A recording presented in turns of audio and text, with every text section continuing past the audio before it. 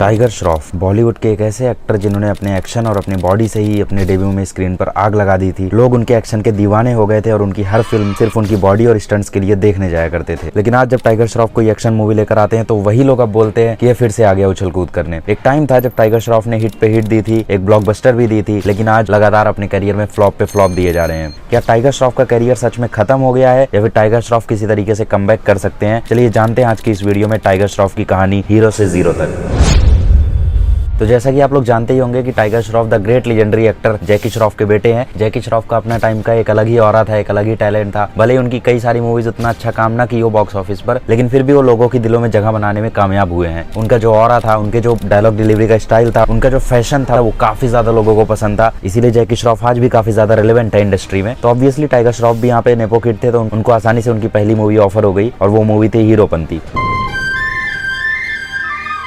तो क्योंकि टाइगर श्रॉफ जैकी श्रॉफ के बेटे थे, तो उनकी मूवी की जो हाइप थी वो शुरू से ही बन गई थी कि हाँ भाई जैकी श्रॉफ का बेटा आ रहा है। और साथ ही में टाइगर श्रॉफ की कई सारी फोटोज इंटरनेट पर थी जिनमें हम लोग देख सकते थे कि उनके पास 6 पैक एब्स थे और काफी ज्यादा हैंडसम दिख रहे थे। लोगों के अंदर एक क्रेज तो था कि मतलब देखते हैं जैकी श्रॉफ का बेटा कैसी एक्टिंग करता है। तो टाइगर श्रॉफ लेकर आते हैं अपने करियर की debut movie Heropanti. Heropanti movie release होती है 23 में 2014 को। हालांकि हीरोपंती मूवी 2008 में आई, अल्लू अर्जुन की मूवी परुगु का रीमेक था, लेकिन फिर भी मूवी बॉक्स ऑफिस पे हिट रहती है। और इसमें टाइगर श्रॉफ की एक्टिंग को लोग काफी ज्यादा यहाँ पे क्वेश्चन करते हैं। छोटी बच्ची हो क्या, समझ नहीं आता कि साथ रहो, क्योंकि उनकी एक्टिंग उतनी ज्यादा रिमार्केबल नहीं थी। हालांकि लोग उनके डांस का, उनके स्टंट्स का, उनके एक्शन की काफी ज्यादा तारीफ करते हैं, लेकिन उनके डायलॉग डिलीवरी और उनकी एक्टिंग के लिए उन्हें थोड़ा बहुत क्रिटिसाइज भी किया जाता है इस मूवी के लिए। और टाइगर श्रॉफ खुद भी कहते हैं कि ये मूवी तो चलो मेरे पापा के नाम के कारण चल गई, अगर मेरी अगली मूवी भी चलेगी तो मैं मानूंगा कि मतलब मेरे अंदर कुछ पोटेंशियल है। तो बेसिकली टाइगर श्रॉफ का यहाँ पे एक प्रॉपर डेब्यू तो हो गया था, उन्होंने एक अपनी पहचान बना ली थी यहाँ पे बॉलीवुड में। फिर उसके बाद टाइगर श्रॉफ ने 2 एल्बम्स किए थे, दोनों ही एल्बम्स को टी सीरीज ने प्रोड्यूस किया था और दोनों ही एल्बम्स काफी ज्यादा अच्छे थे, गाने काफी ज्यादा अच्छे थे। पहला था इनका जिंदगी आ रहा हूँ मैं।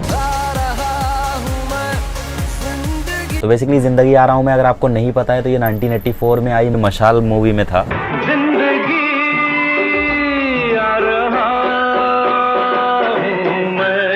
तो बेसिकली लिरिक्स तो काफी ज्यादा चेंज किए गए हैं, लेकिन फिर भी मेन लाइन सेम थी। तो बेसिकली जिंदगी आ रहा हूँ मैं सॉन्ग अच्छा था, लेकिन उसके बाद टाइगर श्रॉफ एक और एल्बम लेकर आते हैं, चल वहाँ जाते हैं। और चल वहाँ जाते हैं भाई, ये तो मतलब मेरे दिल से जुड़ा हुआ सॉन्ग है। मेरी काफी ज्यादा मेमोरीज इससे कनेक्टेड है, क्योंकि ये सॉन्ग मुझे बचपन में बहुत ही ज्यादा पसंद था और मेरे दिमाग में यही गाना बजते रहता था। मैं क्लास जा रहा हूँ, मैं स्कूल जा रहा हूँ, मैं स्कूल से आ रहा हूँ, क्लास से आ रहा हूँ, यही गाना बजते रहता था। डांस वगैरह में टाइगर श्रॉफ ऑलरेडी अच्छे थे, तो दोनों के दोनों एल्बम ब्लॉकबस्टर थे। उसके बाद 2 साल बाद टाइगर श्रॉफ की अगली मूवी आती है 2016 में, जो की थी बागी। रॉनी,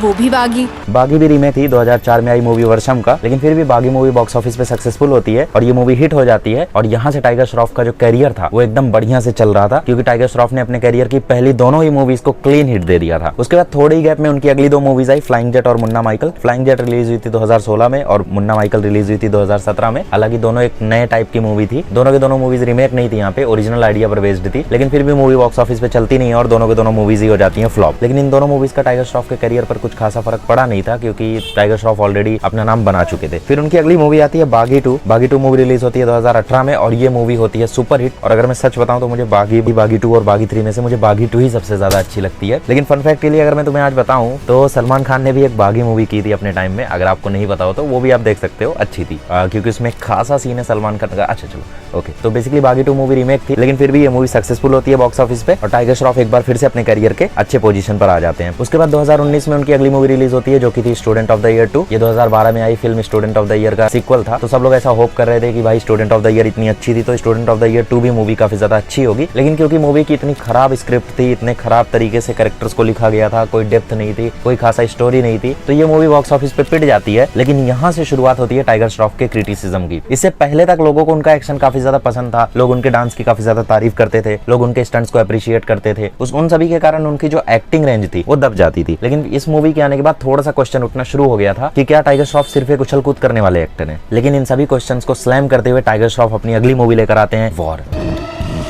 वॉर मूवी आती है 2019 में और ये मूवी होती है ब्लॉकबस्टर। ऑब्वियसली यहाँ पे ऋतिक रोशन का भी थोड़ा रोल था, लेकिन टाइगर श्रॉफ ने जितना मैच्योरली इसमें एक्ट किया था ना, मतलब एक्टिंग वाइज अगर मैं टाइगर श्रॉफ की मूवीज को रैंक करूँ तो उसमें सबसे ऊपर मैं वॉर को रखूंगा। लेकिन आप लोगों को ये भी तो देखना पड़ेगा कि वॉर मूवी जो थी वो ऋतिक रोशन जैसे बड़े एक्टर के साथ बन रही थी और YRF जैसे प्लेटफॉर्म पे बन रही थी। तो ऐसे प्लेटफॉर्म पे जब आप रहते हो, ऐसे बड़े एक्टर के साथ आप काम करते हो, तो आप क्रिंज एक्टिंग, ओवर एक्टिंग ये सब नहीं ही करोगे। तो ऑब्वियसली यही फायदा होता है बड़े प्लेटफॉर्म्स के साथ काम करने का, कि आपकी मूवी भले ही बॉक्स ऑफिस पे पिट जाए लेकिन आप उसमें अपना 100% दो, क्योंकि वहाँ पे लोग ही ऐसे होते हैं कि वो आपसे 100% आपका निकलवा ही लेंगे। तो बेसिकली वॉर मूवी होती है ब्लॉकबस्टर, और इस मूवी को देखने के बाद भाई काफी ज्यादा तारीफ की जाती है यहाँ पे टाइगर श्रॉफ की एक्टिंग की, और ऋतिक रोशन तो भाई थे ही इस मूवी में एकदम खतरनाक। उसके बाद टाइगर श्रॉफ की अगली मूवी आती है 2020 में बागी 3। बागी 3 मूवी भाई क्या मूवी बनाई थी, क्यों बनाई थी वो कुछ समझा नहीं था। हो सकता है उन्होंने भाई पैसे छापने के लिए बना दी हो उस मूवी को, पैसे छापे भी उस मूवी ने, लेकिन बॉक्स ऑफिस पे वो हिट नहीं हुई, सेमी हिट हुई थी वो मूवी, और क्रिटिकली काफी ज्यादा क्रिटिसाइज किया गया था इस मूवी को, क्योंकि इस मूवी की स्क्रिप्ट और स्टोरी तो थी ही खराब, लेकिन उसके बाद टाइगर श्रॉफ की इसमें एक्टिंग आप देख लो वो और भी ज्यादा खराब थी। उनकी डायलॉग डिलीवरी देख लो, उनकी एक्टिंग देख लो, काफी ज्यादा गड़बड़ थी, और यहाँ से टाइगर श्रॉफ के मीम बनना शुरू हुए। इससे पहले टाइगर श्रॉफ को सिर्फ कभी कभी क्वेश्चन किया जाता था, क्रिटिसाइज किया जाता था,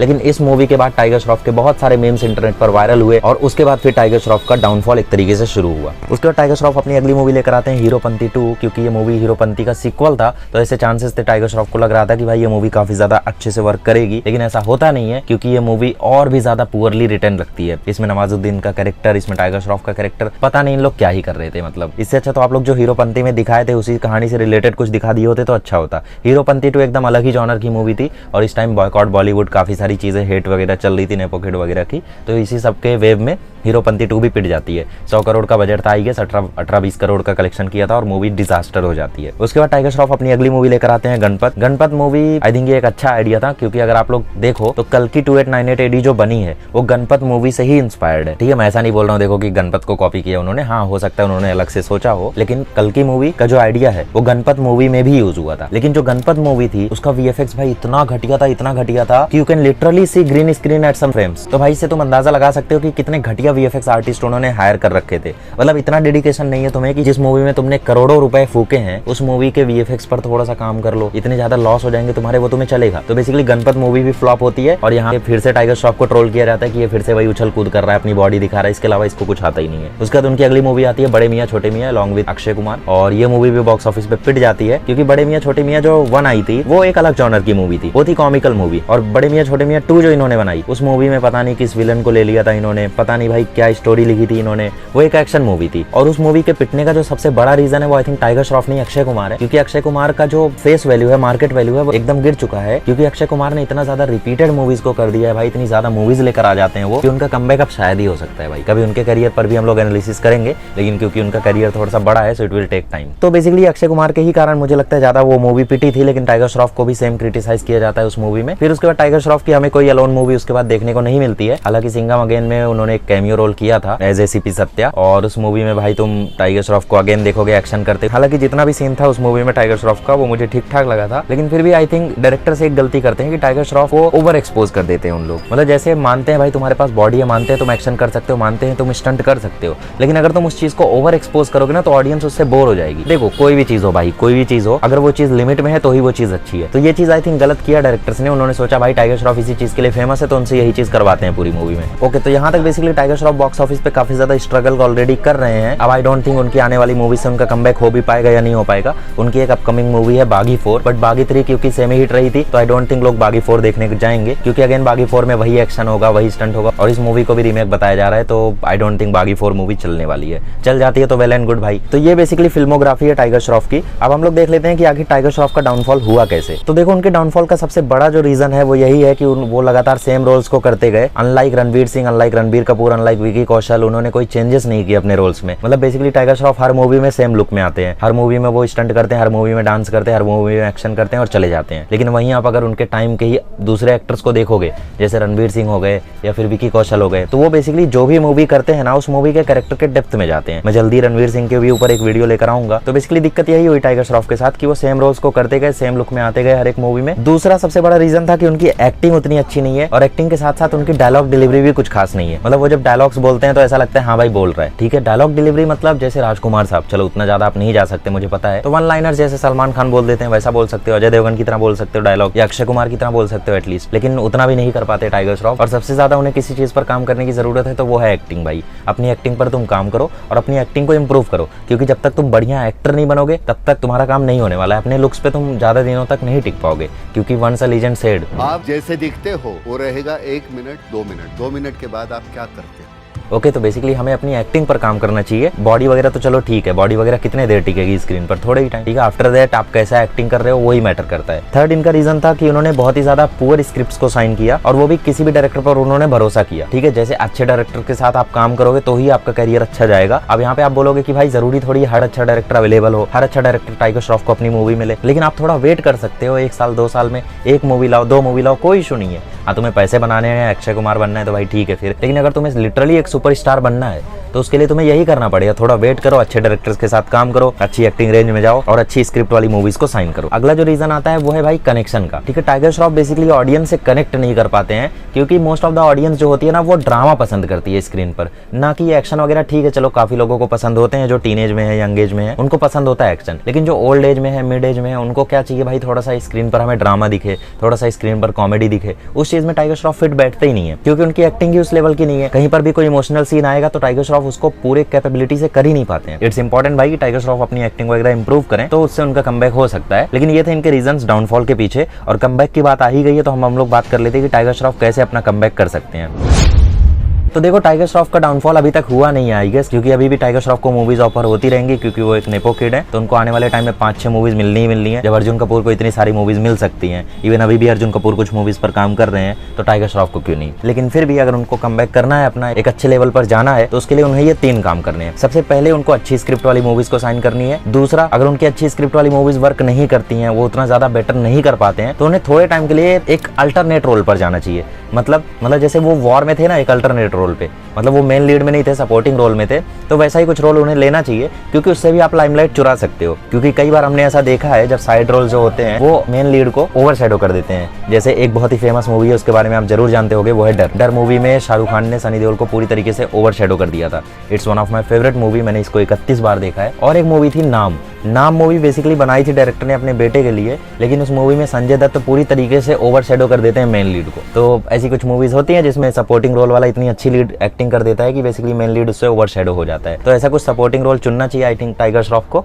जिससे बेसिकली वो थोड़ा बहुत अपना एक्टिंग को इंप्रूव कर सके, क्योंकि अभी बहुत ज्यादा टाइम है भाई, टाइगर श्रॉफ का अभी करियर शुरू ही हुआ है एक तरीके से, सो ही हैज टाइम। अगली चीज जिस पर उन्हें काम करने की जरूरत है वो है पीआर पर। देखो, 2 चीज होती है, एक होते हैं नॉर्मल लोग, एक होते हैं पीआर वाले, ठीक है। देखो, जनरली तो नॉर्मल लोग के पास इतना टाइम नहीं होता है कि बैठ के किसी को क्रिटिसाइज करें या बैठ के किसी की पब्लिसिटी करें, तो एक्टर्स क्या करते हैं, अपना पीआर हायर करते हैं। मतलब वो एक कंपनी से बात करते हैं, वो कंपनी फिर क्या करती है, 6-7 पंटर को पकड़ती है, वो पंटर लोग उनकी आने वाली मूवीज का प्रमोशन करते हैं, उनकी पिछली मूवीज की एक्टिंग के लिए उनका तारीफ करते हैं, ट्वीट्स करते हैं, एडिट्स बनाते हैं, ये सब करते हैं। तो बेसिकली टाइगर श्रॉफ को जब भी क्रिटिसाइज किया जाता है, टाइगर श्रॉफ आज के टाइम पे एक मीम मटेरियल बन चुके हैं, क्योंकि लोग उनके ऊपर इतने सारे मीम्स बनाते हैं, उनके ऊपर काफी ज्यादा मिसकंसेप्शन वाले वीडियोस भी अवेलेबल हैं, तो उन पर काम करने की जरूरत है। और टाइगर श्रॉफ को खुद भी कुछ सेंस लेना चाहिए, क्योंकि रिसेंटली उनका एक वीडियो आया था जिसमें वो क्रिकेट खेलते दिखाई दिए थे चड्डी पहन के। भाई ये क्या होता है, मतलब तुम चड्डी पहन के क्रिकेट कैसे खेल सकते हो, अपनी बॉडी को फ्लेक्स कर रहे हो। भाई पूरी दुनिया को पता है कि तुम्हारे पास 6 पैक एब्स हैं, ठीक है भाई, 8 पैक एब्स हैं, लेकिन तुम्हें क्या जरूरत है वो चीज बार बार दुनिया को दिखाने की क्रिकेट खेलते हुए भाई। लेकिन फिर भी bad publicity is also good publicity, but in चीजों पर ध्यान रखना चाहिए, थोड़ा सा पीआर इंप्रूव करना चाहिए टाइगर श्रॉफ को अपना। और दैट्स इट, आई थिंक ज्यादा कुछ दिक्कत नहीं है टाइगर श्रॉफ के साथ। टाइगर श्रॉफ को बस अपनी एक्टिंग थोड़ी सी इंप्रूव कर लें, बाकी सारी चीजें अपने आप इंप्रूव हो जाएंगी। ओके, सो ये था हमारा वीडियो टाइगर श्रॉफ के बारे में। अगर आप किसी एक एक्टर के बारे में चाहते हैं मैं वीडियो बनाऊं तो उसके ऊपर मैं जरूर बनाऊंगा, आप कमेंट कर दीजिए। नेक्स्ट हमारी वीडियो आने वाली है रणवीर सिंह के ऊपर। Till then bye bye, thank you so much.